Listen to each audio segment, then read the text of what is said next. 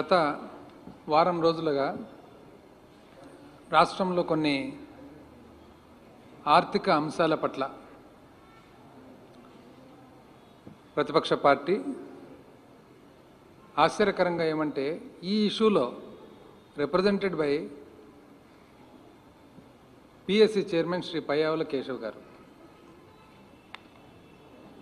41,000 కోట్లకు లెక్కలు లేవు, ఓచర్లు లేకుండానే చెల్లించారు, ఆర్థిక శాఖలో అవకతవకలు, కాగ్తో ఆడిట్ జరిపించండి, గవర్నర్కు పిఎస్సి చైర్మన్ పయ్యావుల కేశవ్ ఫిర్యాదు.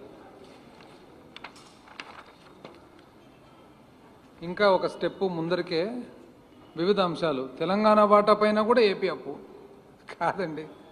నేను యాక్చువల్గా కాన్స్టిట్యున్సీ టూర్లో ఉన్నాను, చాలా రోజులు అయిందని చెప్పి కాన్స్టిట్యున్సీ టూర్లో ఉండగా ఇది చూసిన తర్వాత అసలు ప్రెస్ మీట్లు, ప్రెస్ కాన్ఫరెన్సులు, గవర్నర్కు లెటరు, ఢిల్లీకి లెటరు, అక్కడ లెటరు, ఇక్కడ లెటరు, 2 డౌట్లు వచ్చినాయి నాకు. ఫస్ట్, టెక్నికల్ ఇష్యూస్ పక్కన పెడదాంలేండి, కామన్ సెన్స్తో ఆలోచన చేద్దాం. Common sense. 41,000 కోట్లు అవకతవకలు జరిగితే అంటే భారతదేశంలో వ్యవస్థ లేదండి. 41,000 కోట్లు వద్దు, 410 రూపాయలు నా అకౌంట్ నుంచి మీ అకౌంట్కో, మీ అకౌంట్ నుంచి నా అకౌంట్కో పడితే బ్యాంక్ మేనేజరు మరుసటి రోజు దాన్ని కరెక్షన్ చేస్తాడు పాస్బుక్లో. అవునా కదా? 41,000 కోట్లు అవకతవకలు జరుగుతుంటే కాగ్తో ఆడిట్ చేపియాలని చెప్పి ఒక లెటర్ చూపిస్తారు. ఆ లెటరే కాగ్ లెటరే కదా, కాగదే కదా లెటర్, మళ్ళీ ఆడిట్ ఏముంది, కాగదే లెటరు. అయితే కాగ్ కింద డివిజనే కదా ఏజీ ఆఫీసు. అయితే నేను అక్కడ కూడా అనుకున్నా, కామన్ సెన్స్తో ఆలోచన చేస్తే ఈ చిన్న ట్రాన్సాక్షనే మనకు మామూలు ఒక సిండికేట్ బ్యాంకు, ఆంధ్రప్రగతి గ్రామీణ బ్యాంకులో 410 రూపాయలు పొరపాటున అకౌంట్ నుంచి అకౌంట్ పడితే వెంటనే కరెక్షన్ జరుగుతుంది. ఇంత అమాయకంగా ఎట్లా మాట్లాడుతున్నారబ్బా పిఎస్సి చైర్మన్ గారు. ఇంకో డౌట్ కూడా వచ్చింది నాకు. మామూలుగా ఇట్లాంటి అంశాలు farmer finance minister Yanamala Ramakrishnudu గారు మాట్లాడతారనమాట. యనమల రామకృష్ణుడు గారు సైలెంట్గా ఉన్నారు ఈ విషయంలో. సో నేను అనుకున్నా, ఈయన ఉత్సాహంగా ముందుకు పరిగెత్తున్నాడు, ఈ పొరపాటు చేసుకోనిలే, కాలు జారనిలే, చూద్దామని చెప్పి సైలెంట్గా ఉన్నాడా, లేదా శ్రద్ధ లేక దీని మీద పెట్టలేదా? ఆయన పిఎస్సి చైర్మన్. పిఎస్సి చైర్మన్గా సామాన్య ఎమ్మెల్యే కాదు కదా, పబ్లిక్ అకౌంట్స్ కమిటీ చైర్మన్. మీకు ఏదైనా డౌట్స్ ఉంటే మీరు you can call for meeting, మీరు అడగొచ్చు, ఇన్ఫర్మేషన్ తీసుకోవచ్చు, రాతమూలకంగా ఇవ్వచ్చు. Government is bound to reply కదా, ప్రభుత్వం రిప్లై చేయాల్సిందే. What is public accounts committee? It is the representative of the legislature. Check and balance on the government, check and balance on the executive is public accounts committee. మీరు గవర్నర్కు letter, ఢిల్లీలో letter, కింద letter, press మీట్లు, press కాన్ఫరెన్స్లు. మళ్ళీ ఇంకో doubt వచ్చింది నాకు, ఈయన కూడా అనుభవజ్ఞుడే కదా చైర్మన్ గారు, ఎందుకబ్బా ఇంత పొరపాటు చేసుకుంటున్నాడు అని చెప్పి, ఇంతకు ఏం డీటెయిల్స్ ఏమని చెప్పి ఓసారి ఇక్కడికి వచ్చిన తర్వాత బ్రాడ్గా డీటెయిల్స్ తీస్తామన్నమాట. అసలు దాంట్లో ఇవి చూస్తే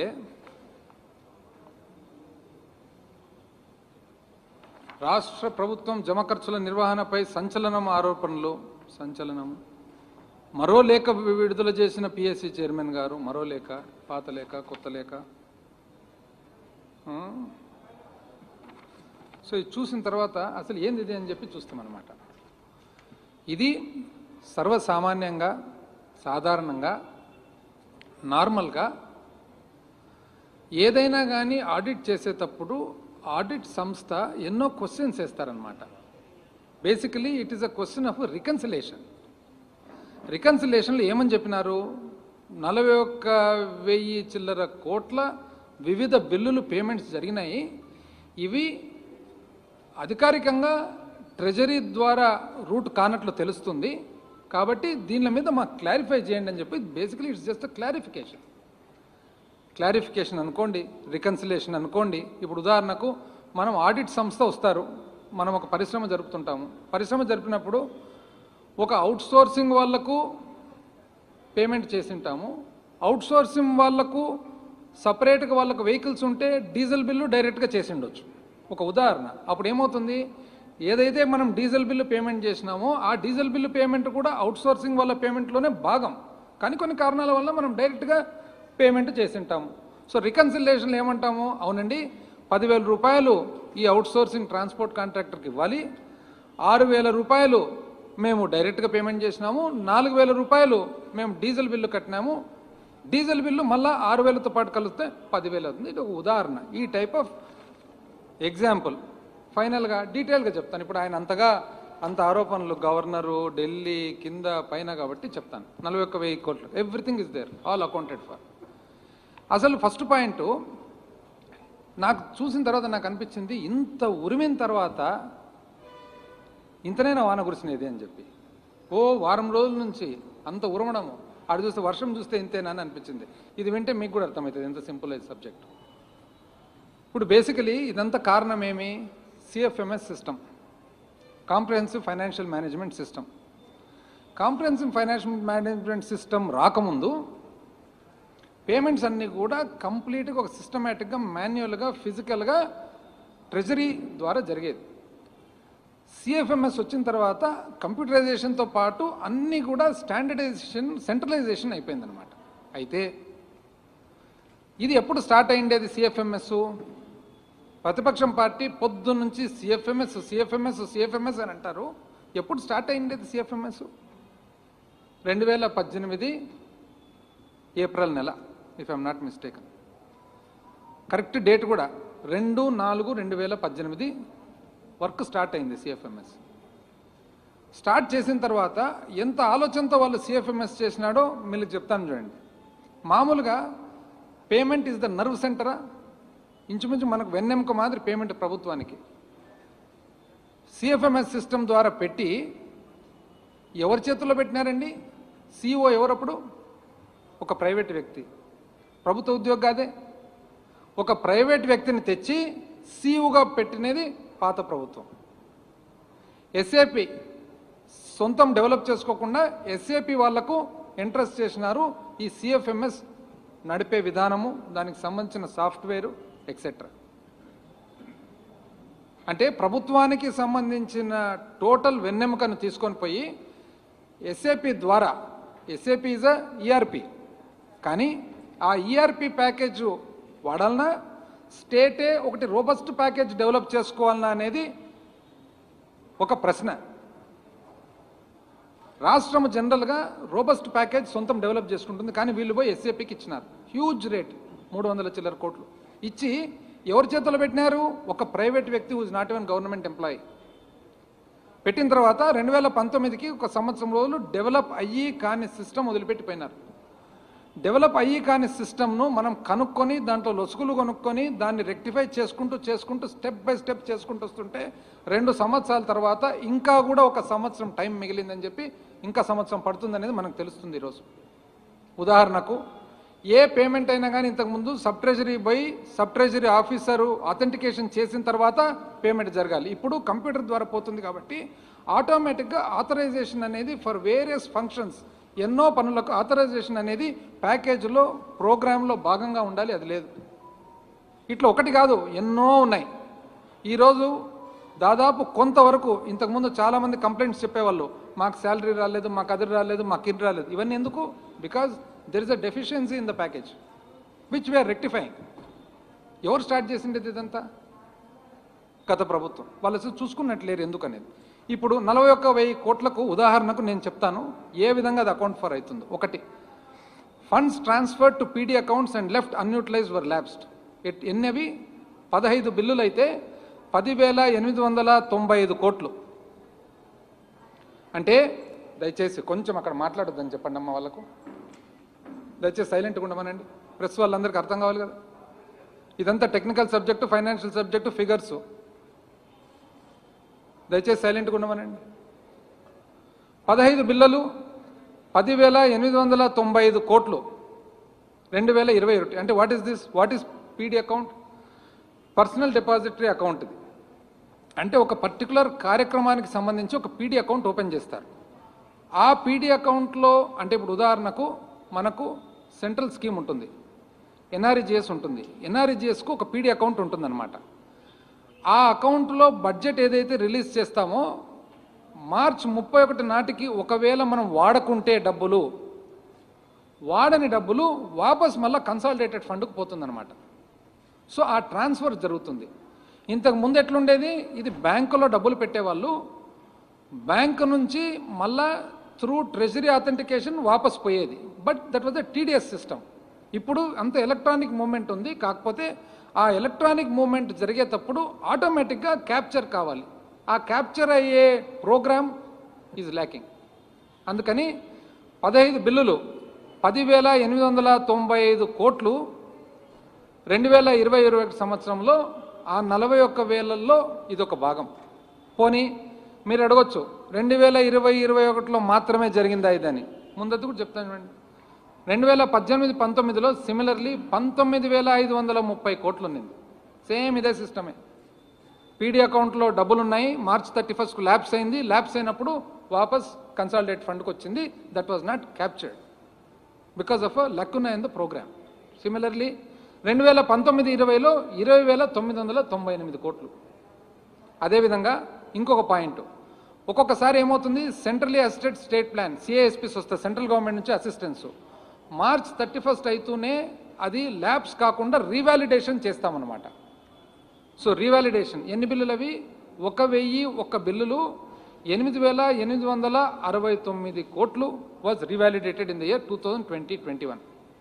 మూడవది కార్పొరేషన్ నుంచి కార్పొరేషన్కు, అంటే ఉదాహరణకు మనకు సపోజ్ లెటెస్ సే ఏపీఎండిసి ఉంటుంది, ఏపీఎండిసి నుంచి ఇంకొక కార్పొరేషన్కు ఫండ్స్ ట్రాన్స్ఫర్ అవుతాయి. Corporation is not part of the consolidated fund కాబట్టి corporation to corporation transfers also account for 3 bills of 10,895 crores. Similarly Rythu Bharosa program పెట్టినప్పుడు రైతులకు డైరెక్ట్గా పోవాలనే ఉద్దేశంతో ఈ Kuber government of India platform ఈ కుబేర్ వాడాలని చెప్పి స్టార్ట్ చేస్తే 2,728 కోట్లు ట్రాన్స్ఫర్ చేస్తే ఈ కుబేర్ కంపాటబిలిటీ లేక it could not perform the job. ఇమ్మీడియట్గా దాన్ని వాపస్ తీసుకొని మన ఆర్టీజీ ద్వారా చేయడం జరిగింది. సో ఎంట్రీ 8 బిల్లు 2,725 కోట్లు, కాంట్రా ఎంట్రీ మళ్ళీ 8 బిల్లులు 2,727 కోట్లు. Alteration memoranda for rectification of head of accounts, ఒక్కొక్కసారి ఒక హెడ్ ఆఫ్ అకౌంట్ తయారు చేసింటాము కానీ మార్పు చేయాల్సి వస్తుంది హెడ్ అకౌంట్, అప్పుడు ఆల్టరేషన్ చేసింటాం. ఉదాహరణకు ఇప్పుడు ప్రింట్ మీడియా, ఒకవేళ advertisement media, print media advertisement is 261 print మీడియాకి ఇచ్చింటాము. తర్వాత ఇది ప్రింట్ మీడియా కాదు, ఇది పొరపాటున జరిగింది, ఇది ఎలక్ట్రానిక్ మీడియాకి పోవాల్సినది అంటే అప్పుడు correction is done, that goes to head of account 262. That is called alteration memoranda. ఇది ఒక సిస్టము. దీనివలన 507 కోట్లు 28 బిల్లులు. ఆ తర్వాత debited to consolidated fund and rectified later by bill number 13002216 of 4,179 ఏదైతే చేయూతకు సంబంధించి సిమిలర్లీ జస్ట్ లైక్ హౌ రైతు భరోసాది జరిగిందో 4,179 కోట్లు. అదేవిధంగా ఒక ఫండ్ సెంటర్ నుంచి ఇంకో ఫండ్ సెంటర్కు షిఫ్టింగ్, అంటే ఉదాహరణకు లెటస్ సే ఒక ఆఫీసు విజయవాడలో ఉంటుంది, ఆ ఆఫీసు విజయవాడ నుంచి పక్కన ఏలూరుకు మారింది ఏ కారణం వల్లన్నా, అది దట్ ఈజ్ 1 బిల్ 61 లక్ష. అదేవిధంగా RLB to ULB upgradation from village, కొన్ని విలేజ్ పంచాయతీ నుంచి అర్బన్ ఆర్ఎల్బి నుంచి యూఎల్బి అంటే కొత్తగా ఫామ్ అయిన మున్సిపాలిటీస్ ఉన్నాయి, అది మార్చినారు. అవన్నీ 44 బిల్లులు 14.32 కోట్లు. కొన్ని NPS challans transfer to respective fund manager 1051 1.54 కోట్లు. అంటే కొంతమంది న్యూ పెన్షన్ స్కీమ్లో కట్టక మిస్ అయ్యి తర్వాత కట్టినప్పుడు ఏదైతే ఆ పర్టికులర్ ఫండ్ ట్రాన్స్ఫర్ పోయిందో, అంటే ఒక ఆఫీసర్ ఉంటాడు, తన కాంట్రిబ్యూషన్ కట్ కావాలి, ఏ కారణం వలన క్యాలిక్యులేషన్ వల్ల కట్ కాలేదు, సబ్సిక్వెంట్ డేట్ ఎప్పుడైతే అది కట్టారో అప్పుడు ఫండ్ ట్రాన్స్ఫర్. ఎన్నవి 1051 బిల్లులు 1.54 కోట్లు. అదేవిధంగా జిఎస్టీ, మామూలుగా ఏ వర్క్స్ కాంట్రాక్ట్ కానీ సర్వీస్ కాంట్రాక్ట్ కానీ జరిగినప్పుడు జిఎస్టీ కట్టాల్సి వస్తుంది. జిఎస్టీ కట్టినప్పుడు ట్యాక్స్ డిడక్షన్ అట్ సోర్స్, అంటే బిల్లు పేమెంట్ జరిగేటప్పుడే డిడక్ట్ అవుతుంది. డిడక్ట్ అనేది డైరెక్ట్గా జిఎస్టీఎన్కు క్రెడిట్ అవుతుంది, నేషనల్ జిఎస్టీఎన్కు. అట్లాంటివన్నీ 8,602 బిల్లులు 224 కోట్లు. అదేవిధంగా TDS on GST transferred reprocess due to payment failed. ఒక్కొక్కసారి ఏమవుతుంది, జిఎస్టీ కట్టింటారు, ఏ కారణం వల్లనో అకౌంట్ రాంగ్ అనో ఇంకోటో మిస్టేకో ఫీడింగ్ ఎర్రరో మళ్ళీ రీప్రాసెస్ చేసినప్పుడు 2 బిల్లులు 8 లక్షలు, అంటే డైరెక్ట్ 8 లక్షల నుంచి it is captured. Exactly 10,768 bills, 41,043 crores. అంటే 8 లక్షల నుంచి కూడా క్యాప్చర్ చేసి వీ హ్యావ్ ద డీటెయిల్స్. ఎందుకు జరిగింది అని చెప్తా. Because during the process of implementation of CFMS there are certain lacuna, కొన్ని ప్రోగ్రామింగ్ ఎర్రర్స్ ఉన్నాయి. ఆ ఎర్రర్స్ ఒకటొకటి కరెక్ట్ చేసుకుంటూ వస్తున్నాం. దీనికి ఎవరండి కారకులు? ఇంత ఆశ్చర్యంగా, అసలు ఎంత ఆశ్చర్యంగా ఉందంటే, ప్రజలు ఎవరన్నా కానీ చూసినప్పుడు, ఇప్పుడు ఒకటి PAC is a very responsible post. ప్రతిపక్షం కూడా రెస్పాన్సిబుల్, పాలకపక్షం అంతకంటే రెస్పాన్సిబుల్. మనం ఏదన్నా ఒకటి చెప్పినప్పుడు దాంట్లో ఎంతవరకు నిజం ఉంది, పబ్లిక్ ఏ విధంగా దాన్ని స్వీకరిస్తారు, పబ్లిక్ను మనల్ని భయభ్రాంతులు సృష్టించాలని చెప్పి ఇప్పుడు ఒక ప్రతిపక్షంకు బాధ్యత ఉంటుంది. ఏది, గవర్నమెంట్ ఎక్కడైనా పొరపాటు జరుగుతుంటే ఆ పొరపాటును మనము తెలియపరచాలని. ఎందుకు అది బాధ్యత ఏమి? It is a part of elected representative. మనం ప్రజల తరఫున ఏ పొరపాటున జరుగుతుంది, కానీ check and balance is opposition. ఇది చెక్ అండ్ బ్యాలెన్స్గా వాడుతుండారా, లేకుంటే ఉద్దేశపూర్వకంగా పాలకపక్షాన్ని ఇబ్బంది పెట్టాలనే ఆలోచన. ఇప్పుడు మనం ఏ ఉద్దేశంతో ఇది మాట్లాడుతున్నాం అనేది కూడా ఇట్ బికమ్స్ ఇంపార్టెంట్. బికాస్ ఇవన్నీ కూడా ఈ సేమ్ డీటెయిల్స్ నేను వచ్చి నాకు 1 day 2 daysలో ఏదైతే వచ్చిందో మీకైనా వచ్చేదే కదా. ఇది అఫీషియల్ ఇన్ఫర్మేషన్. ఇంకా ఇది కాక అందుకని దీనికి పేరు పెట్టినామన్నమాట. మామూలు దీపావళి టపాసులు ఉంటాయి చూడండి, 40,000 లడి అని మనం అంటిస్తే పట్టపట్ట అంటుకొని పోతాయి. అట్లా 1000 లడి, 2000 లడి, అట్లా ఇది 40,000 అయిపోయింది కదా. ఇప్పుడు 17,000 ఉంది ఇంకోటి, అది కూడా చెప్తా. ఏది కొత్తగా మళ్ళా తెలంగాణ వాటా పైన కూడా ఏపీ అప్పు. వింటారండి ఎవరన్నా? పక్క రాష్ట్రం మీద అప్పు తీసుకుంటే కానీ ఎవరన్నా కానీ ఉండనిస్తారా? ఏం తీసుకోకుండా రావాల్సినవి రావడం లేక ఒప్పుకుంటారు ఎవరైనా? తెలంగాణ మీద అప్పు, తమిళనాడు మీద అప్పు, ఒరిస్సా మీద అప్పు, మన మీద వాళ్ళ అప్పు, ఏంది ఇవన్నీ? దానికి చెప్పండి. మళ్ళా గతంలో అదనంగా వాడేశారు కాబట్టి ఇప్పుడు కోత. మరింత స్పష్టంగా వివరాలు ఇవ్వండి. రాష్ట్ర ఆర్థిక శాఖ కేంద్రం లేక. దాని తర్వాత ఇంకేమి? అప్పుల్లో కనికట్టు. ఏంది అప్పుల్లో కనికట్టు? కాసుల వేటలో ఓడిపోయే, అప్పు పుట్టే దారేది అంటే ఇవన్నీ ఉద్దేశపూర్వకంగా రాష్ట్రాన్ని బదనాం చేయాలని చెప్పే ఆలోచనతో సిస్టమేటిక్గా జరుగుతున్నట్లుంది. ఇది కూడా చెప్తాను ఏందో సబ్జెక్ట్. ఇదేమి? ఒక లెటర్ వచ్చిందండి. ఎక్కడి నుంచి వచ్చింది లెటరు? గవర్నమెంట్ ఆఫ్ ఇండియా నుంచి ఒక లెటర్ వచ్చింది. ఎప్పుడు? 30 జూన్. ఏమని? మీకు రావాల్సిన ఏదైతే మామూలుగా సంవత్సరానికి ప్రతి రాష్ట్రానికి ఇంత అప్పు చేసేదానికి ఒక పర్మిషన్ ఉంటుంది. ఏ విధంగా ఉంటుంది అది? స్థూల ఉత్పత్తి మీద ఒక పర్సెంటేజ్గా. అంటే ఈ సంవత్సరం ఒకవేళ 3% ఉందంటే 3% స్థూల ఉత్పత్తి మీద, 3.5 అంటే 3.5 అంటే ఉదాహరణకు 1,00,000 కోట్లు ఉందనుకోండి, 1,00,000 కోట్ల మీద మనకు 3% చేసేదానికి ఉంటుందన్నమాట. 10 లక్షల కోట్లు ఉంది కాబట్టి 30,000, 3.5% అంటే 35,000. ఇది లెటర్. దాంట్లో వాళ్ళు ఏమంటున్నారంటే, ఒక లెటర్ రాసి ఇందులో భాగంగా తెలంగాణ వాటాకు చెందిన అప్పు ఏదైతే రీపేమెంట్ ఉంటుందో ఆ రీపేమెంట్ కూడా ఇది కలిసినట్లుంది అని చెప్పి వాళ్ళు ఒక లెటర్ రాయడం జరిగింది. మేము చెక్ చేసినాం ఏంది ఇది అని చెప్పేసి. ఇప్పుడు యాక్చువల్గా పార్టీషన్ అయినప్పుడు 2014-15 పునర్వ్యవస్థీకరణ జరిగినప్పుడు అప్పు ఏదైతే ఉందో ఆ అకౌంటింగ్ ఎట్లా పెట్టినారంటే, అకౌంటింగ్ తెలంగాణ వాళ్ళ వాటా అప్పు వాళ్ళు కట్టినా, మన వాటా అప్పు మనం కట్టినా 2 అప్పులు కూడా మన దాంట్లోనే కట్ అవుతాయి. కానీ తెలంగాణ అప్పు ఏదైతుందో కాంట్రా ఎంట్రీ మళ్ళీ మన దాంట్లో ఎంట్రీ జరుగుతుందన్నమాట. అంటే ఉదాహరణకు మనకు పార్ట్నర్షిప్ ఉంది, ఇద్దరం భాగస్థులము. మీరు అప్పు సపరేట్ తీసుకున్నారు, నేను అప్పు సపరేట్ తీసుకున్నాను. మన ఇద్దరి అప్పు ఏదైతే ఉంటుందో కంబైన్డ్గా నా అకౌంట్లో కట్ చేస్తున్నారు, కానీ తర్వాత మళ్ళీ నీ దాంట్లో మళ్ళీ రెండోసారి అకౌంట్ ఫర్ చేస్తున్నారు. ఇది ఎవరు చెక్ చేసేది? ఇది ఏజీ ఆఫీస్ చెక్ చేస్తారు. ప్రతి ఒక్కరి నోటీసులో ఉంటుంది. రాష్ట్రం దేశానికి సంబంధించిన విషయం ఇది. అయితే అప్పు పరిమితి ఎప్పుడైతే మనకి ఇస్తారో, మనకి ఎంత ఇస్తారు? స్థూల ఉత్పత్తి మీద 3% కానీ, 3.5 కానీ, 4 కానీ, 5 కానీ ఆ రోజు ఫైనాన్స్ కమిషన్ రికమెండేషన్స్ ప్రకారము లేదా ప్రభుత్వం తీసుకున్న నిర్ణయాల ప్రకారం ఇస్తూ, దానికి తోడుగా ఏ అప్పు అయితే సంవత్సరానికి మనం తిరిగి కడుతున్నామో తిరిగి కట్టే అప్పు కూడా మనం కలిపి ఇస్తారు. సో ఇప్పుడు వాళ్ళ వాదన ఏమి? తెలంగాణ అప్పు కూడా కలిపి ఆంధ్రప్రదేశ్ దాంట్లో మీకు జమ అయింది కాబట్టి మీరు పర్మిషన్లో తెలంగాణ అప్పు కూడా మీకు కలిసి వచ్చింది కాబట్టి మీరు ఎక్కువ అవైల్ చేసుకున్నారు అని. వాస్తవానికి అది జరగలేదు. అది కూడా తీసినాం. ఏమి 2016-17 2017, 18, 18, 19, 19, 20 తీసుకొని వచ్చినామండి. మనకు యాక్చువల్గా 16, 17లో మనకు ఎంత 5,622 తిరిగి కట్టేదానికి, అంటే అప్పు తిరిగి ఏదైతే కడతామో పర్మిషన్ ఉంది. అందులో తెలంగాణ వాటా ఎంత ఉంది? 1,283. 2017, 18లో 9,450 కోట్లు ఉంది కలిపి. అందులో తెలంగాణ వాటా 2,771. 18, 19లో 13,544 తెలంగాణ వాటా, అందులో 4,557. 19, 20లో 18,265 దాంట్లో తెలంగాణ వాటా 6,411. సో వీళ్ళ అర్థం ఏమంటే ఈ 6,411, 4,557, 2,771, 1,283 కలిపి 15,000 చిల్లర కోట్లు ఏదైతే తెలంగాణ వాటా ఉందో అది కూడా పొరపాటున మన దాంట్లో ఎంట్రీ అయింది. ఆ ఎంట్రీ వలన మనం దానికి కూడా పర్మిషన్ వచ్చింది మనకు. కాబట్టి ఈరోజు మేము దాన్ని తగ్గించుకుంటాం మీకు ఇచ్చేసిన వాళ్ళు అంటున్నారు. కాకపోతే పొరపాటు అయింది. వాళ్ళు ఏ లెటర్ అయితే రాసినారో వాళ్ళకు కూడా తెలియక జరిగింది. యాక్చువల్గా వాస్తవానికి జరిగినది ఏమంటే మనకు పర్మిషన్ ఏదైతే 2016, 17 మనకు ఎలిజిబిలిటీ అంటే ఎంతైతే మనం తీసుకునేదానికి మనకు హక్కు ఉందో 24,418 కోట్లు. అదేవిధంగా 17, 18లో 33,244 కోట్లు. 18, 19లో 41,113.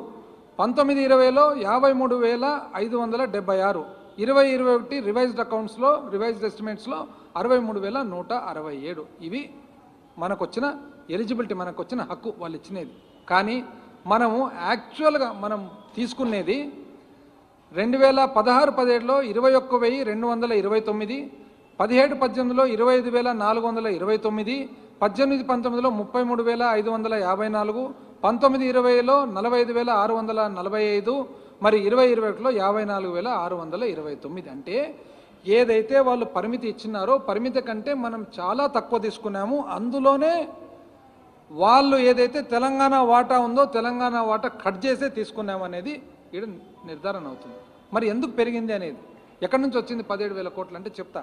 ఎవరైతే ఆరోపణలు చేస్తారో వాళ్ళ వల్లనే వచ్చినాయి. ఎప్పుడు కూడా వీళ్ళంతే చాలా అసలు ఆలోచన తక్కువ, ఆవేశం ఎక్కువ, విపరీతమైన ఆవేశం. వీళ్ళకి ఎవరు నేర్పించినారో, పైనుంచి కింద నేర్పించినారో, కింద నుంచి పైన నేర్పించినారో. మేమైతే ఏదన్నా ఒక్క ప్రెస్ కాన్ఫరెన్స్ పెట్టి ఒక ఆరోపణ చేసే ముందర మా గురుగారు ఉండేగారు ఇంతకుముందు, మన దువ్వూరు సోమయాజులు గారు చాలా బాగా నాకు చెప్పేవాళ్ళు, రాజేంద్ర చాలా జాగ్రత్తగా చూసుకోమ్మా, ఏం మాట్లాడకున్నా పర్వాలే కానీ ఏదన్నా మాట్లాడితే మాత్రం సబ్స్టెన్స్ ఉండాలి, లేకుంటే కానీ పొరపాటు జరుగుతుంది అని చెప్పి. వీళ్ళు ఎందుకంత ఆవేశపడతారో అర్థం కాదు. ఎందుకు చెప్తున్నా, వీళ్ళు ఏం చేసినారు, పబ్లిక్ అకౌంట్ ఏదైతే ఉందో అంటే మనకు ఆర్బీఐలో consolidated fund of the state ఒకటి ఉంటుంది, పబ్లిక్ అకౌంట్ ఒకటి ఉంటుంది. పబ్లిక్ అకౌంట్ అనే దాంట్లో ఎన్నో ట్రాన్సాక్షన్స్, ప్రావిడెంట్ ఫండ్లు, అదర్ ఇంకోటి మధ్యవర్తంగా వచ్చేటివన్నీ కూడా పబ్లిక్ అకౌంట్లో టెంపరీగా ఉంటాయన్నమాట. ఆ టెంపరీగా ఉండే పబ్లిక్ అకౌంట్ నుంచి వీళ్ళు ఎంత డ్రా చేసినారంటే 16, 17లో 4,803 కోట్లు ఎక్స్ట్రా డ్రా చేసినారు. 17, 18లో 1,040 కోట్లు. 18, 19లో 10,574. ఎప్పుడదండి? Election year. కరెక్ట్గా ఎలక్షన్ ఇయర్ పబ్లిక్ అకౌంట్ నుంచి 10,574 కోట్లు డ్రా చేయడం జరిగింది. మన ప్రభుత్వం వచ్చిన తర్వాత 19, 20లో మనము 6,957 కోట్లు మనం డ్రా చేయడం జరిగింది. కానీ అది నలిఫై అయింది. ఎందుకు నలిఫై అయిందంటే 20, 21 వచ్చేటప్పటికి మనం పరిమితి 63,167 కోట్ల పరిమితం ఉన్నా మనం డ్రా చేసినది ఓన్లీ 56,602 కోట్లు. అంటే పాత సంవత్సరం 6,000 కోట్లు ఏదైతే పబ్లిక్ అకౌంట్ నుంచి వచ్చిందో దాన్ని భర్తీ చేసేసినాం అన్నమాట. కాబట్టి ఈ మొత్తము 17,000 చిల్లర కోట్లు ఏదైతే ఉందో, అంటే ఏదైతే పరిమితి తగ్గిస్తున్నామని చెప్పి కేంద్రం రాష్ట్రానికి రాసిందో దానికి 16,419 కోట్లు బికాజ్ ఆఫ్ పాత గవర్నమెంట్. మళ్ళీ ఒకసారి చెప్తానండి, 17,000 చిల్లర కోట్లు, 17,000 ఏదైతే లెటర్ రాయడం జరిగిందో ఆ లెటర్లో 16,419 కోట్లు బికాజ్ ఆఫ్ పాత గవర్నమెంటు, 392 కోట్లు మాత్రమే బికాజ్ ఆఫ్ మన గవర్నమెంటు, 1,013 కోట్లు ఉదయ్ లాసెస్ వస్తాయనే ఉద్దేశంతో, ఉదయ్ స్కీమ్ కింద లాసెస్ వస్తాయనే ఉద్దేశంతో వాళ్ళు ఒక ప్రొవిజన్ పెట్టినారు. లాస్ లేదు కాబట్టి ఆ ప్రొవిజన్ వచ్చేస్తుంది. ఇంత క్లియర్గా ఉంటే ఏమేమండి తెలంగాణ వాటా కూడా అంట, తెలంగాణ వాటా మనమే వాడుతున్నామంట, పక్క రాష్ట్రం వాడే దాంట్లో. అంటే వీళ్ళకి అందరు సఖ్యత ఉండేది ఇష్టం ఉన్నట్లేదు చూస్తుంటే. అసలు ఎంత ఆశ్చర్యంగా ఉంది చూడండి. అందుకని నాకు వీళ్ళు చూసిన తర్వాత అనిపిస్తుంది, ఎవరు మా ఊర్ల పక్క చెప్తుంటారనమాట, ఇది అంచు డాబే కానీ పంచడాబు లేదని చెప్పి. పంచ కట్టుకుంటాం కదా, అంచు మాత్రం ఫ్యాషనబుల్గా ఉంటుంది, ఎవడన్నా చూస్తానే టక్కని చెప్పి ఏం పెట్టినారా పంచ అని. లోపల పంచలో మాత్రం ఉండదు, స్టఫ్ ఉండదు. ఇది వీళ్ళది. అసలు ఎంత ఆశ్చర్యకరమైన ఇది ఏమంటే, ఇంకా మాటలకు ఇంకోటి అప్పుల్లో కనికట్టు ఓడిపోతాము, ఓవర్ డ్రాఫ్ట్ చేస్తాము, ఇంకోటి చేస్తాము, పరపతి పోయే ఉన్న పరపతి కూడా వీళ్ళు తీసేటట్టు ఉన్నారు చూస్తుంటే. రాష్ట్రానికి కేంద్రం షాకు ఎందుకు ఇస్తారండి? షాకు ఫెడరల్ సెటప్ ఇది, ఎవరెవరికి షాక్ ఇస్తారు? అప్పు కావాలా ఏంటి ఇవన్నీ? రాష్ట్రానికి మర్యాద తీసేసే పనులు. అవునండి అప్పు చేసినాం, ఏమి తప్పేమి? నాకు అర్థం కాలే. ఏమి అంటే మన ఇష్ట ప్రకారం అప్పు చేయొచ్చు అని అనుకుంటున్నారు అందరు? లేదే, మనకు ఒక పరిమితి ఉంటుంది, ఆ పరిమితి లోపల చేస్తున్నాం. ఏ పరిస్థితుల్లో చేస్తున్నాం మనం? ఏ పరిస్థితుల్లో? 2019-20లో వాస్తవానికి 19-20లో స్లో డౌన్ అయిపోయింది, ఎకానమీనే స్లో డౌన్ అయిపోయింది. ఎకానమీ ఏ విధంగా స్లో డౌన్ అయింది అందరికీ తెలుసు. 20-21 నుంచి కోవిడ్, 21-22 కోవిడ్, ఈ పరిస్థితులు చేయాల్సి వచ్చింది. సామాన్య మానవుని కాపాడుకునేదానికి, పరిపాలన చేసేదానికి మరి ప్రభుత్వము అన్ని రకాలుగా ఒకవేళ పరిపాలన చేసేదానికి అప్పు చేయాల్సిన పరిస్థితి వచ్చింది. మనం ఒక్కరమే కదా చేస్తుండేది, ప్రతి ఒక్కరు చేస్తున్నారు. ఎవరు చేయలేదండి? ప్రపంచంలో ఎవరు చేయలేదు చెప్పండి నాకు. ఒక రాష్ట్రం చెప్పండి అప్పు చేయని రాష్ట్రం, ఒక దేశం చెప్పండి అప్పు చేయని దేశం. ఎందుకు దానికి అంత ఉలిక్కి పడుతున్నా? మీరు చేసినారే, మీరేం తక్కువ చేసినారు అప్పు? మీరెంత అప్పు చేసినారనేది సిఏజీఆర్ కూడా చెప్తా. మీరు చేసిన అప్పన్న కనీసము ఇక్కడ ఈరోజు ఈ ప్రభుత్వం చేసిన అప్పన్న కనపడుతుంది, పేదవానికి కనపడుతుంది, రైతు అకౌంట్లో పడుతుంది, పొదుపు మహిళల అకౌంట్లో పడుతుంది, వాళ్ళు కష్టపడి ఏదైనా పని చేసుకునేదానికి వాళ్ళకు ఉపాధి కల్పించడానికి పడుతుంది, విద్యార్థుల అకౌంట్లో పడుతుంది, ఆరోగ్యశ్రీలో పడుతుంది, అన్నీ పడుతుండే. మీరు చేసినది ఎక్కడ ఉండండి? ఏమనంటే ఏం చెప్తారో తెలిసినా దానికి, మేము కాన్ఫెడరేషన్ ఆఫ్ ఇండియన్ ఇండస్ట్రీ ద్వారా మేము వైజాగ్లో సమ్మిట్ పెట్టినామండి, కాబట్టి పరిశ్రమ వచ్చిందండి. మనకు తెలియదండి 5 ఏళ్లలో ఎంత పరిశ్రమలు వచ్చినాయనేది. ఊరికే చెప్పుకోవడం కానీ ఏం పరిశ్రమ? నిజమైన పరిశ్రమలు, గట్టి పరిశ్రమలు వచ్చినది శ్రీ సిటీలో వచ్చినాయి. శ్రీ సిటీ ఎవరండి స్థాపించిండేది? అసలు మేము ఆశ్చర్యపోయే వాళ్ళం. వాళ్ళ పబ్లిసిటీ కూడా ఎట్లా అంటే, మాట్లాడితే వైజాగ్లో నేను ఫోటోలు చూస్తే రోజు అప్పట్లో వైజాగ్ పేపర్లు చూస్తే అసలు ఒక ఆయన సూట్ గీట్ వేసుకుంటున్నారు, ఏదో పేపర్లు ఏమనంటే ఎంఓయూ. ఏమి ఎంఓయూనో, ఎవడు స్థాపించినాడో ఎవడు స్థాపించలేదో.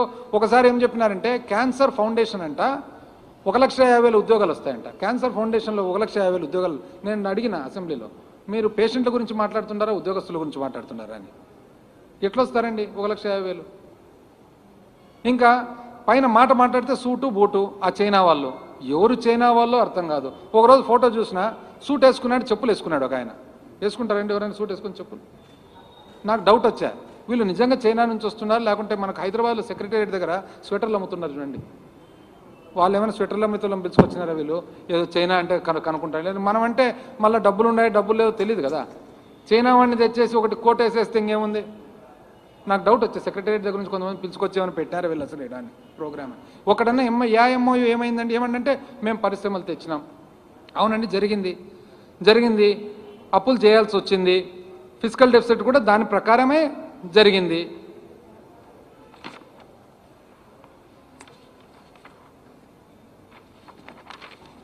రెండు 2016-17 నుంచి చూస్తే మామూలుగా 28% ఉండేది, 30 దాటింది.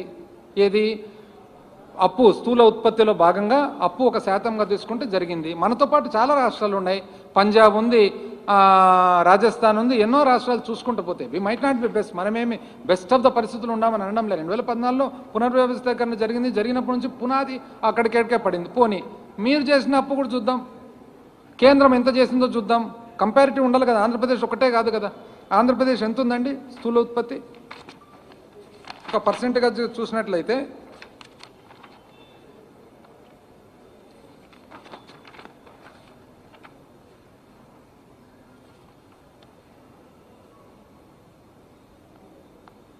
Physical deficit as percentage of GSDP ఎంత ఉందండి? 19-20లో 4.08, 20-21లో 5.51. కరెక్టే. కేంద్రం ఎంత ఉందో చూద్దామండి. అప్పటికి 19-20లో కేంద్రం 4.60, 20-21 వచ్చి 9.50. అంటే మనం 5% చిల్లర మనం ఉంటే 9% చిల్లరలో కేంద్రం ఉంది. మళ్ళీ కేంద్రం ఎందుకు ఉందండి? కోవిడ్ పరిస్థితి వలన ఎవరికి రాలేదు, రాబడి రాలేదు. మీరు అనొచ్చు కొన్ని రాష్ట్రాలు ఉన్నాయి, కొన్ని బాగున్నాయి. మహారాష్ట్ర బాగుంది, కర్ణాటక వాళ్ళు అప్పులు చేస్తున్నారు. మనకంటే ఫైనాన్షియల్ సౌండ్ కాబట్టి మనకంటే కొద్దిగా బెటర్ ఉన్నారు. కేంద్రం పరిస్థితి అదేవిధంగా. పోనీ మనం చేసిన అప్పు గురించి మాట్లాడితే యాక్చువల్గా సెంట్రల్ గవర్నమెంటు 8.44 అంటే 2014 నుంచి 2019 కేంద్రము తీసుకున్న సంవత్సరం మీద సంవత్సరం అప్పు గ్రోత్ చూస్తే 8.44% ఉంటే, అదే 2014 నుంచి 2019లో రాష్ట్రం తీసుకున్న అప్పు మీద అప్పు చూస్తే 18.36. పాత ప్రభుత్వము 18.36 వాళ్ళ శాతము CAGR, compounded annual growth rate. Same మనది కూడా చూద్దాం. వాళ్ళకి ఎవరు చెప్తే కాదు కదా, మనం కూడా చూసుకోవాలి కదా. అంటే 2014 నుంచి 2019 కేంద్రము సంవత్సరం మీద సంవత్సరం తీసుకున్న అప్పు కాంపౌండెడ్ యాన్యువల్ గ్రోత్ రేట్ పెరుగుదల చూస్తే 8.44% ఉంటే, మన ప్రభుత్వము ఆంధ్రప్రదేశ్ రాష్ట్ర ప్రభుత్వం 2014 నుంచి 19 18.36% ఉంది. సేమ్ థింగ్ ఇప్పుడు 2019 నుంచి 21 2 సంవత్సరాలు కేంద్రము యాన్యువల్ గ్రోత్ రేట్ 15.26 అయితే మన ప్రభుత్వం చూసినది 16 ఉంది. మనము కేంద్రము ఇంచుమించు సమానంగా ఉన్నాము. అప్పుడు మాత్రము మన రాష్ట్రము కేంద్రం కంటే 3 అంతలు అప్పు గ్రోత్ రేట్ ఉంది. మళ్ళీ దీనికి ఎవరు చెప్తారండి సమాధానం? కేంద్రం కూడా 2020-21లో ఎంత ఉందండి? రెవెన్యూ డెఫిసిట్ వచ్చేసి 7.5%, ఫిజికల్ డెఫిసిట్ వచ్చేసి 9.5%. మనం 5% ఉన్నప్పుడు వాళ్ళు 9.5 ఉన్నారు. ఎవరేం చేయగలుగుతారు? ఇది పరిస్థితులు బాగాలేక అది వచ్చినాయి. మనం కాన్షియస్గా చేసినాం, అవును చేస్తున్నాం. ఎందుకు కాపాడుకోవద్దా? Common man కాపాడుకోవద్దా? కోవిడ్ను ఎదుర్కోవద్దా? సామాన్య మానవుడు కింద ఏ విధంగా బ్రతుకుతాడు? మొత్తము లాక్డౌన్ చేయకుంటేనేమో పెరుగుతుంది, లాక్డౌన్ చేస్తేనేమో బాధ. పెరుగుదల చూడండి, పన్ను మామూలుగా 2018-19 16.6% పెరిగిండేది. 19-20కి వచ్చేటప్పటికి 6.5. కేంద్రం అట్లే ఉంది, మనం అట్లే ఉన్నాము. మరి 20-21 వచ్చేటప్పటికి -9, మైనస్లో పడిపోయినాం. రాబడి లేదు. రాబడి లేనప్పుడు మనం ఏం చేయగలుగుతాం చెప్పండి? పోనీ కనీసం మనమన్నా ఏదైనా కానీ మనం చూసుకునేది వెరీ కాన్షియస్గా, మనము సిస్టమేటిక్గా కామన్ మ్యాన్కు, సామాన్య మానవునికి ఎవరికైతే ప్రభుత్వం భరోసా ఇవ్వాల్సిన అవసరం ఉందో, ఎవరైతే ప్రభుత్వం ఒక తండ్రిగా చూడాల్సిన బాధ్యత ఉందో, ఎస్ దానివల్ల కొన్ని ఇబ్బందులు కూడా ఉన్నాయి, ఎదుర్కోవాలి, తప్పదు కదా పరిస్థితి. మనం ఈ విధంగా చూసినట్లయితే ఎంతండి, ఆల్మోస్ట్ 2 సంవత్సరాలకు గాను అమ్మఒడి అయితేనేమి, జగనన్న అమ్మఒడి అయితేనేమి, జగనన్న వసతి దీవెన అయితేనేమి, జగనన్న విద్యా దీవెన అయితేనేమి, విదేశీ విద్య కానీ, వైఎస్ఆర్ రైతు భరోసా కానీ, 0 వడ్డీ అయితేనేమి, YSR free crop insurance, input subsidy, మత్స్యకార భరోసా, 0 వడ్డీ, పెన్షన్ కానుక, చేయూత, ఆసర, బీమా, కాపు నేస్తం, నేతన్న నేస్తం, చేదోడు, లా నేస్తం, వాహన నేస్తం, ఇవన్నీ కలిపితే 2 సంవత్సరాలు గాను ఇంచుమించు 1 లక్ష చిల్లర కోట్లు డైరెక్ట్గా పబ్లిక్ లేకపోవడం జరిగింది. ఇంచుమించు బెనిఫిషరీస్ వచ్చేసి కొన్ని కోట్లాది మంది బెనిఫిషరీస్కు, లబ్ధిదారులకు డైరెక్ట్గా పోయింది. వాళ్ళు చేసినారండి. వాళ్ళు ఎట్లా చేసినారు? అప్పట్లో గుర్తుందా వాళ్ళు చేసిండేది? ఏమన్నంటే ఆయన అన్న స్పీచ్లోనే ఒకసారి ఆశ్చర్యం ఉంటుంది. 9 ఏళ్ళు ఏమని చెప్పినండి ఆయన? చంద్రబాబు నాయుడు గారు ఏమేమి అసలు వ్యవసాయం దండగా, సబ్సిడీలు పుల మీద స్వారీ, ఉచితంగా ఏది ఇవ్వడానికి వీల్లేదు, ఉచిత విద్యుత్ ఇస్తే తీగలు బట్టలు ఆరేసుకోవాల్సి వస్తుంది, యూజర్ ఛార్జీలు ఖచ్చితంగా పెట్టాల్సిందే. ఇవి కాక మళ్ళా ఎక్కడికి పోయినా కూడా ప్రతి సంవత్సరం డావోసు, ఏం చేసినారో డావోస్లో నాకు అర్థం కాదు. డావోస్కి అయితే ఖచ్చితంగా పోయినారు. లాస్ట్కి ఎటువంటి పబ్లిసిటీ అంటే ఇటలీకి పోతే ఇటలీ వాళ్ళు అడిగినారంట, అబ్బా సార్ మీరే సార్ మాకు ప్రధానమంత్రి ఉండాలి, ఎప్పుడు వస్తారు సార్ ఈయన ఇటలీ కంట. ఇంకా చూడండి ఎట్టుందో, ఇటలీకి పోతే ఇటలీ వాళ్ళు రమ్మంటారు, లండన్కి పోతే లండన్ వాళ్ళు రమ్మంటారు, జపాన్కి పోతే జపాన్ వాళ్ళు రమ్మంటారు, సింగపూర్కి పోతే ఇంకా మేలు ఆయనక క్యూఓ ఎవరు ఉండారు చూడండి, మెయిన్ ఆయన ఫౌండరు, ఆయన్నే ఈయన స్ఫూర్తిగా తీసుకున్నారని రాసుకోలేదు, ఒక్కటి రాలే. నేను చెప్తున్నాడు ఏం చేసినారు ఇంతకు వాళ్ళు చెప్పిన పనులు ఏమేమి చేసినారంటే, వాళ్ళు రైతులు లాస్ట్కు ఒక రైతు భరోసా, మన రుణమాఫీ ఒక్కటి చూస్తే 87,000 కోట్లు కట్టాల్సినది నిక్కుకుంటా 15,000 కట్టక చేసి వాళ్ళ అకౌంట్లను భ్రష్టు పట్టించి, అదేవిధంగా మొత్తం పొదుపు మహిళలు ఎవరైతే ఉన్నారో వాళ్ళ అకౌంట్లను భ్రష్టు పట్టించి వాళ్ళని కట్టొద్దని చెప్పి, బాబు వస్తున్నాడు ఆ సినిమాలు అసలు టీవీలో కూడా బాబు ఒకరు ఏడ్చుకుంటూ ఒకరు బీరువాళ్ళు లాక్కుంటుంటే, బ్యాంక్ వాడు వచ్చి లాగుతుంటే బాబు వస్తున్నాడు అని చెప్పి మొత్తం అంతా భ్రష్టు పట్టించాను అంత అకౌంట్. కనీసం ఈ ప్రభుత్వం అన్న అప్పో సొప్పో చెప్పిన ప్రకారం చేసుకొని భ్రష్టు పట్టిలే కదా అకౌంట్స్ను. చెప్పినాము, ఏమని చెప్పినాము, రైతులకు ఏమని చెప్పినాము, ముఖ్యమంత్రి గారు ఏమన్నారు, 50,000 రూపాయలు 4 కంతులు అన్నారు. 4 కంతులు పోయి 5వ కంతు కూడా ఇస్తున్నాం కదా, 12,500 బదులు 13,500 ఇంక్లూడింగ్ సెంట్రల్ షేర్. అదేవిధంగా మనము ఆసరా 27,000 కోట్లు 4 విడతల్లో మొదలుపెట్టినామా లేదా? చేయూత చెప్పిన ప్రకారం మొదలుపెట్టినామా లేదా? ఉన్నాయి, కష్టాలు ఉన్నాయి, మనం ఏం కాదని దాన్ని నటన ఏం లేదు, మనం దాన్ని రిఫ్యూజ్ చేయడం లేదు కదా. కనీసం వాళ్ళ మాదిరి ఊరికే లేని అబద్ధాలు చెప్పుకుంటా ఇది చూడండి. అసలు ధాన్యం వాళ్ళ పెండింగ్ ఎన్ని కట్టినామని మనం ధాన్యం సేకరణ వాళ్ళు వదిలిపెట్టిపోయినది 960 కోట్లు, విత్తనాల సబ్సిడీ 384 కోట్లు, సూక్ష్మ చిన్న మధ్యతరగతి పరిశ్రమలు ప్రోత్సాహకాలు 963 కోట్లు, విద్యా దీవెన 1880 కోట్లు, ఆరోగ్యశ్రీ పెండింగే, రైతు విద్యుత్ సబ్సిడీ పెండింగ్, అగ్రికల్చర్ 14,000 చిల్లర కోట్లు ఇంచుమించు పెండింగ్ పెట్టిపోయినారు. మళ్ళా అడ్వర్టైజ్మెంట్ మాత్రం చూస్తే అన్ఎంప్లాయిడ్ యువనేస్తాం ఎప్పుడు పెడతారు? యువనేస్తాం 1 సంవత్సరం ముందర చెప్పినదన్నా ఇచ్చినారంటే తీరా అంతా చేసి ఇచ్చినంత 273 కోట్లు అంతే. దాని తర్వాత అసలు వాళ్ళ ప్రోగ్రాం ఏదైతే రైతు మన రుణమాఫీ ఉందో దాన్ని వాళ్ళు ఓటన్ అకౌంట్ బడ్జెట్లో అది కనీసం పెట్టను కూడా పెట్టలే. మనం చేసినాము, జాగ్రత్తగానే అన్ని చేసుకుంటూ వచ్చినాము. కోవిడ్ అండి, కోవిడ్ మేనేజ్మెంట్ చూసినట్లయితే ఈరోజు ఎవరినన్నా చూడండి, ఢిల్లీకి పోయి ఎవరన్నా కానీ ఓపెన్గా నేను చెప్తున్నాను, ఢిల్లీకి పోయి ఎవరినన్నా మీ కౌంటర్ పార్ట్స్ ఉంటారు కదా అడగండి, ఆంధ్రప్రదేశ్ని అప్రిషియేట్ చేస్తున్నారు, one of the best states అని చెప్పి. ఈరోజు ఎన్నో దీనిలలో సెకండ్ ప్లేస్ అని కూడా చెప్పినారు. ఏమని? Covid management of second wave చక్కగా చేస్తుంది. అదేవిధంగా సస్టైనబుల్ డెవలప్మెంట్ గోల్స్ మన నీతి ఆయోగ్ ఏమనిందండి? 4వ స్థానంలో ఆంధ్రప్రదేశ్, 4వ స్థానంలో ఆంధ్రప్రదేశ్, 2వ స్థానంలో కోవిడ్ మేనేజ్మెంటు. మళ్ళీ ఇవన్నీ కూడా వస్తున్నాయి కదా, ఇవన్నీ ఏదైనా కానీ అప్రిషియేట్ చేయాల్సిన బాధ్యత కూడా ఉంది కదా. ఇవన్నీ చేయకపోగా అసలు నాకు ఒకసారి అనిపిస్తుందండి, వీళ్ళంతా ఎట్లుందంటే ఎందుకు ఇంత ఆవేశంతో ఆతృతతో ఇంత మాట్లాడతారు. నాకు తెలిసి కింద నుంచి పైకి ఇన్ఫ్లుయెన్సా, పై నుంచి కింద ఇన్ఫ్లుయెన్సా. కానీ మా పక్క ఇంకోటి సామెత చెప్తుంటారు ఎప్పుడు, దున్నపో తినిందంటే దూడని కట్టేయండి అని చెప్పి. సేమ్ అట్లే వీళ్ళది అట్లే ఉంటుంది. ఏదో ఒకటి చూడ్డము, అసెంబ్లీలో కూడా చూస్తాం కదా, తక్కువ చేసి ఏందేందో మాట్లాడతారు, దాంట్లో సబ్స్టెన్స్ లేదా దాంట్లో. దయచేసి నేను అందరికీ, చైర్మన్ గారికి, ఇంకోరికి అందరికీ ఏం కోరుతున్నా అంటే, ఏదన్నా సార్ రెస్పాన్సిబుల్ పోస్టు, దయచేసి మీరు ఇన్ఫర్మేషన్ కాల్ఫర్ చేయండి, ఇన్ఫర్మేషన్ తీసుకొని మాట్లాడండి. అంతేగాని ఇట్లా పబ్లిక్ను భయభ్రాంతులు సృష్టించొద్దండి. భయభ్రాంతులు సృష్టించి ఇప్పుడు as it is a Covid సిచ్యువేషన్లో బ్యాడ్ సిచ్యువేషన్ ఉంది. బ్యాడ్ సిచ్యువేషన్ ఉన్నప్పుడు కన్స్ట్రక్టివ్గా ఏదన్నా కానీ ఉండాలి, కానీ డిస్ట్రక్టివ్ సలహాలు, డిస్ట్రక్టివ్ కేవలం జస్ట్ బికాజ్ మనకు మీడియా మీద గ్రిప్ ఉంది కదా అని చెప్పి మీడియా ద్వారా ఇట్లా డైలీ ఆ అప్పు దొరకలేదు, ఈ అప్పులు ఎక్కువ పెట్టినారు, దాంట్లో ఎక్కువ ఇచ్చినారు, దీంట్లో తక్కువ ఇచ్చినారు, ఏంటండి ఇవన్నీ? దీంట్లో ఒక దాంట్లోనే ఏదన్నా సబ్స్టెన్స్ ఉందా? దయచేసి నేనైతే త్రూ దిస్, ఈ వేదిక ద్వారా ఎవరైతే రెస్పాన్సిబుల్ పీపుల్ అక్కడ ఉన్నారో వాళ్ళందరినీ నేను అందుకని అనుకున్నా, ఫస్ట్లే అనుకున్నా యనమల రామకృష్ణుడు గారు మాట్లాడాలని, ఇష్యూ ఎందుకు మాట్లాడలేదు నేను అనుకున్నా. ఈయన ఉత్సాహంగా పరిగెత్తున్నాడు, పడతాడు పడనిలే అని చెప్పి వదిలిపెట్టినాడు ఏమన్నా డౌట్.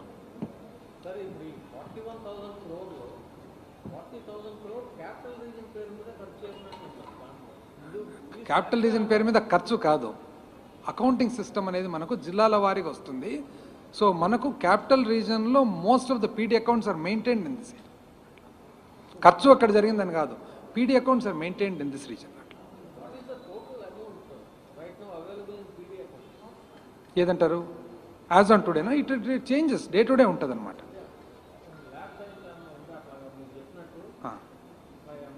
అంటే పీడీ అకౌంట్లో ఎంత ఉందనేది డే టు డే 6,000 ఉండొచ్చు, 7,000 ఉండొచ్చు, on day to day basis. It is like an account, మన అకౌంట్ బ్యాలెన్స్ మాదిరి. ఈరోజు మన అకౌంట్లో ఎంత ఉందంటే ఈరోజు మన బ్యాంక్ బ్యాలెన్స్ చూసుకుంటే తెలుస్తుంది. అట్లా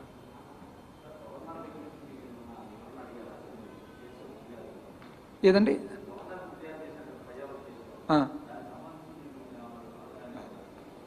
ఎవరికైనా కానండి సింపుల్ కామన్ సెన్స్ కదా. ఇది భారతదేశంలో అకౌంటింగ్ లేదా, సిస్టమ్ లేదా? నేను ముందనే చెప్తే కదా, మనం గ్రామీణ బ్యాంకుకి పోతే 410 రూపాయలు పక్కకు పోతే కానీ మరుసటి రోజు మళ్ళీ అడ్జస్ట్ చేస్తాడు, 41,000 కోట్లు ఇట్లా పోతుందండి. I have given complete details కదా, ఇంక్లూడింగ్ బిల్ నెంబర్స్ ఇచ్చి.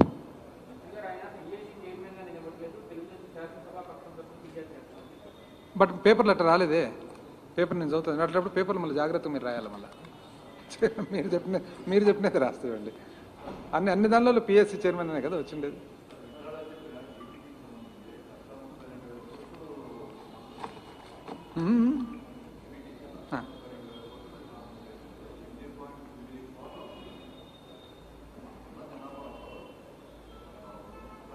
కరెక్ట్, నాకు అర్థమైంది, మీ పాయింట్ అర్థమైంది.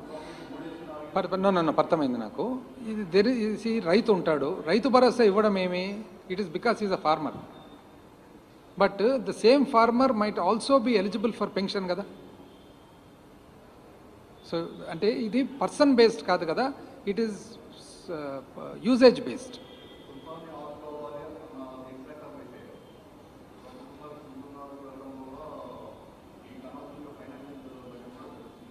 That is there. అంటే it is a conscious decision. For example ఒక రైతు ఉంటాడు, చెప్తాను, ఒక రైతు ఉంటాడండి, రైతుకు రైతు భరోసా, అదే రైతుకు పిల్లలు ఉన్నారు, ఆడపిల్ల చదువుకోవాలి, సో విద్యా దీవెన వస్తుంది, ఇంకొక ఆడపిల్ల ఉంది, Vasathi Deevena అర్హురాలు. We cannot differentiate కదా, ఇట్ ఇస్ డిఫికల్ట్.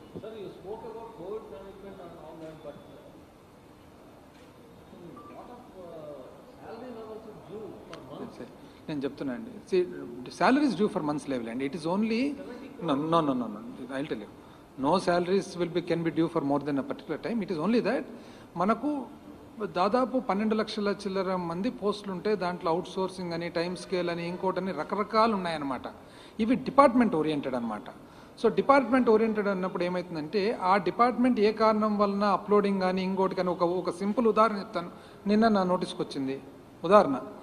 నిన్న మా 3 days బ్యాక్ మన పెనంలూరు శాసనసభ్యులు శ్రీ పార్థసారథి గారు, ఫార్మర్ మినిస్టర్ గారు నాకు ఫోన్ చేసినారు. వచ్చి ఆ కొత్త వాళ్ళ నియోజకవర్గంలో ఏ ఊరండి, పీతో స్టార్ట్ అవుతుంది చూడండి ఊరు, తాడిగడప రీసెంట్గా it is upgraded to municipality. కానీ అప్గ్రేడ్ చేసిన తర్వాత శాలరీస్ రాలేదు ఫ్యూ మంత్స్ నుంచి. నేను ఇమ్మీడియట్గా అడిగినాను నిన్ననే, ఏమంది సబ్జెక్ట్ అంటే, తాడిగడప హెస్ బీన్ అప్గ్రేడ్ అయినప్పుడు ఏదైతే మనకు మనీ డ్రాయింగ్ ఫెసిలిటీ ఉండదో it has to be enabled. ఆ ఎనేబులింగ్ అనేది జరగలేదన్నమాట. అట్లా కొన్ని ఇప్పుడు కొంతమంది అవుట్ సోర్సింగ్ వాళ్ళు ఉంటారు, కొంతమంది ఆ 104లో కొన్ని ఎంప్లాయీస్ టెంపరీగా. ఇది బేసికలీ డిపార్ట్మెంట్స్ నుంచి మనకు రావాలి. డిపార్ట్మెంట్స్ నుంచి వస్తేనే salaries absolutely there is no issue. అదే అండి, ఒక పర్టికులర్ కేటగిరీ. ఇదే తాడిగడప 3 నెలలు 4 నెలల నుంచి పెండింగ్ ఉంది. మరి ఎందుకుంది?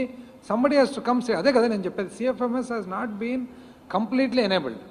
సో ఇది ఎట్లా పర్సనల్గా మాన్యువల్ ఇంటర్వెన్షన్ వచ్చి ఒక వ్యక్తి వచ్చి దాన్ని కూర్చొని దాన్ని మళ్ళీ ఎనేబులింగ్ ఇచ్చి అక్కడ ఎవరైతే DDO ఉన్నాడో DDOకు డ్రా చేసే కెపాసిటీ ఇస్తేనే పేమెంట్ కెన్ బి.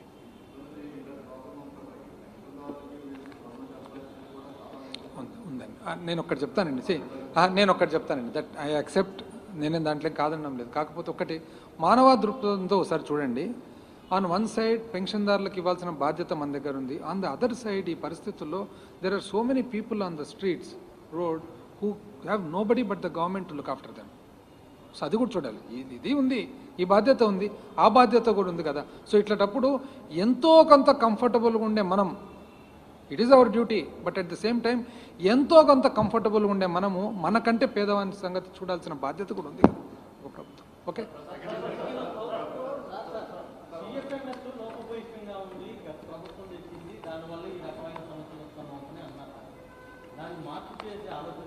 చేస్తున్నాం. No, we are rectifying, we are trying to create a parallel system also. వాళ్ళు ఎటువంటి ఆలోచనతో చేసినారంటే, ఇంత ఇప్పుడు మనం ఉన్నామండి, CFMS CEOsగా ఎవరిని పెట్టినా మనం గవర్నమెంట్ వచ్చినాక, హరీంద్ర గారు IAS officer, Ravi Subhash Pattan Shetty IAS officer, వాళ్ళు పెట్టినారు. మీకు అందరికీ తెలుసు, ప్రైవేట్ వ్యక్తి. అంటే ప్రభుత్వానికి సంబంధించిన టోటల్ వెన్నెముకను ఒక ప్రైవేట్ వ్యక్తి చేతుల్లో పెట్టారంటే వాళ్ళ ఆలోచన విధానం ఎట్లుందో, అది basically CFMS was created by them for them. వాళ్ళే తయారు చేసుకున్నారు, వాళ్ళ కోసమే తయారు చేసుకున్నారు.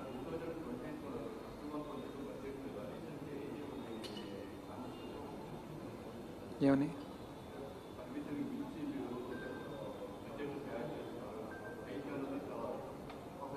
నేను చెప్తున్నా కదండి, కేంద్రము your limitation is 3% on FRBM. They borrowed 9.5%. 18 లక్షల కోట్లు అప్పు చేయాల్సి వచ్చింది. ఇది పెక్యులర్ సర్కమ్స్టాన్సెస్ కదా. Thank you.